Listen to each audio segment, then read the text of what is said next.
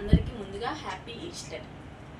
మన last video చూసారా? Last వీడియోకి ఈ వీడియోకి కొంచెం కనెక్షన్ ఉంటుంది. ఆ కనెక్షన్ ఏంటో ఇప్పుడు చెప్తాను. లాస్ట్ వీడియోలో నేను ముంత పగలగొట్టి అమౌంట్ వచ్చాయి, ఆ అమౌంట్తో నేను ఏం చేస్తాను నెక్స్ట్ వీడియోలో చూపిస్తాను అని మీకు చెప్పాను కదా. నెక్స్ట్ వీడియో అమౌంట్ ఎంత వచ్చాయని గెస్ చేయమని చెప్పాను కదా. ఓకే, అమౌంట్ ఎంత వచ్చాయంటే 2850 అమౌంట్ వచ్చాయి. పైగా నేను వేసుకున్న అమౌంట్ 2150, అరౌండ్ మొత్తం 5000 అయ్యాయి. నా బడ్జెట్ కూడా అంత అనుకోలేదు, ఇంకా తక్కువే అనుకున్నా, కానీ 5000 అయింది. ఆ బడ్జెట్తో నాకు వీలైనంత వాటికి నాకు వీలైనంత వాటికి నేను హెల్ప్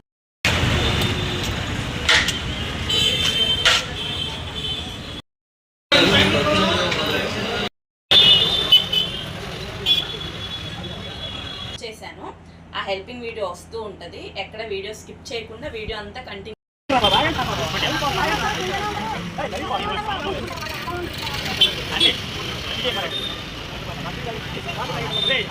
సో ఫ్రెండ్స్, నేను నా బడ్జెట్ ప్రకారంగా చూసుకుంటే నేను ఇంతమందికి చేస్తాను, ఇంతమందికి చేయొద్దు అని నేనైతే అనుకోలేదు.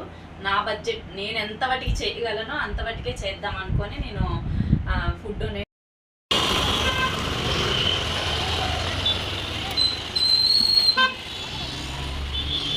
డొనేషన్ అనేది చేశాను. గుడ్ ఫ్రైడే స్పెషల్ డే రోజే నేను ఫుడ్ డొనేషన్ చేశాను అనమాట. ఎందుకంటే పాస్ట్ 40 days ఫాస్టింగ్ ప్రేయర్స్ జరిగాయి కదా. ఆ ఫాస్టింగ్ ప్రేయర్స్లో ఒక్కటైనా నేను ఫుడ్ డొనేట్ చేయాలి. ఎవరైనా ఇప్పుడు 3 పూట్ల కొంతమంది తింటారు, 3 పూట్ల కొంతమంది తినరు.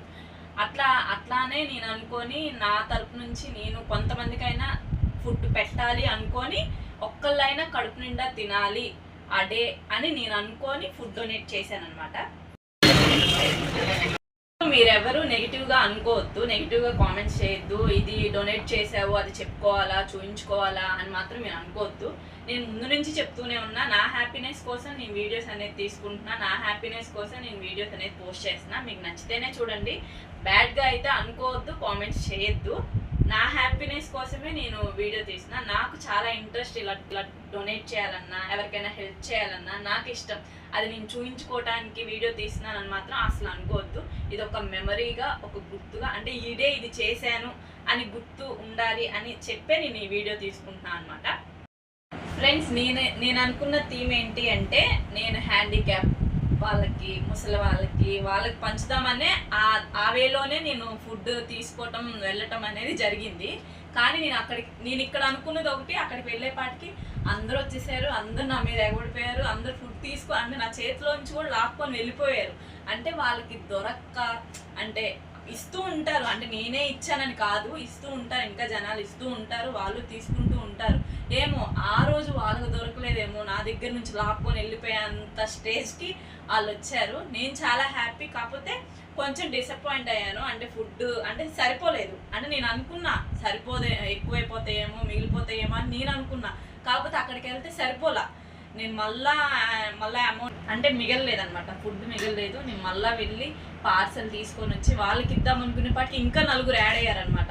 అంటే నేను అనుకున్నది ఒక 10 ప్యాకెట్స్ తీసుకొద్దామని చెప్పి వెళ్ళాను. అక్కడికి వచ్చేపాటికి 15 మంది వచ్చేసారనమాట. మళ్ళీ మా సిస్టర్ ఫోన్ చేసి ఇంతమంది వచ్చారు, మళ్ళీ ఫోన్ చేసి చెప్పడం వల్ల నేను మళ్ళీ యాడ్ చేసి మళ్ళీ తీసుకొని వచ్చాను, ఇచ్చాను. బడ్జెట్ కూడా అంత అమౌంట్ లేకపోయినా ఎలాగోలా చేశాను అనమాట. మా ఫాదర్ దగ్గర తీసుకొని అలా నా బడ్జెట్ ఇంకా ఎక్స్ట్రా అయ్యింది. లిటరలీ ఫ్రెండ్స్, నేను ఎవరిని డిసప్పాయింట్ చేద్దాము అని అయితే నేను అసలు అనుకోలేదు.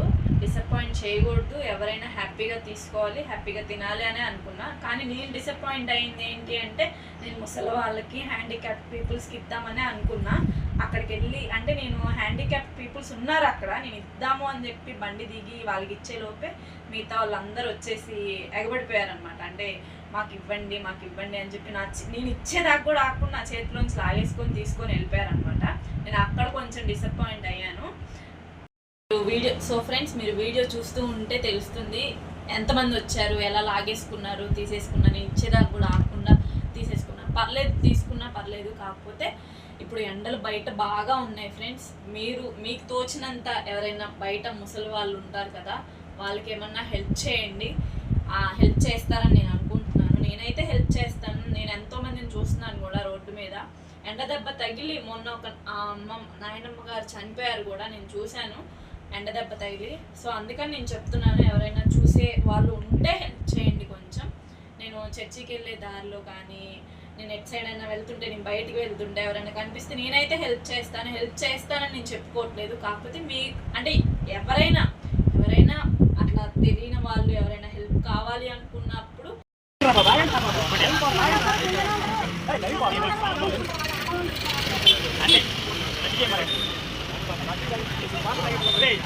మీరు వీడియో చూశారని అనుకుంటున్నా, మీకు నచ్చిందని అనుకుంటున్నా. మీకు కనుక ఈ వీడియో నచ్చినట్లయితే లైక్ చేయండి, షేర్ చేయండి, సబ్స్క్రైబ్ చేసుకోండి. బెల్ ఐకాన్ కొట్టడం మాత్రం అస్సలు మర్చిపోవద్దు. నేను ఏ వీడియో పెట్టినా మీకు నోటిఫికేషన్ ద్వారా రావాలి అంటే బెల్ ఐకాన్ కొడితేనే ఆ నోటిఫికేషన్ ద్వారా మీకు వీడియో అనేది వస్తుంది. ఫ్రెండ్స్, మీరు కూడా బయట ఎండలు చాలా ఎక్కువగా ఉన్నాయి, ఎండలకి ఎక్కువ తిరగకండి, ఇంట్లోనే సేఫ్గా ఉండండి.